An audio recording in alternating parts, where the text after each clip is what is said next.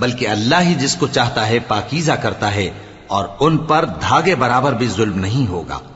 دیکھو یہ اللہ پر کیسا جھوٹ طوفان باندھتے ہیں، اور یہی کھلا گناہ کافی ہے۔ بھلا تم نے ان لوگوں کو نہیں دیکھا جن کو کتاب سے حصہ دیا گیا ہے کہ بتوں اور شیطان کو مانتے ہیں، اور کفار کے بارے میں کہتے ہیں کہ یہ لوگ مومنوں کی نسبت سیدھے رستے پر ہیں۔ یہی لوگ ہیں جن پر اللہ نے لعنت کی ہے، اور جس پر اللہ لعنت کرے تو تم اس کا کسی کو مددگار نہ پاؤ گے۔ کیا ان کے پاس بادشاہی کا کچھ حصہ ہے؟ اس صورت میں تو یہ لوگوں کو تل برابر بھی نہ دیں گے۔ یا جو اللہ نے لوگوں کو اپنے فضل سے دے رکھا ہے اس کا حسد کرتے ہیں۔ تو ہم نے خاندان ابراہیم کو کتاب اور دانائی عطا فرمائی تھی، اور سلطنت عظیم بھی بخشی تھی۔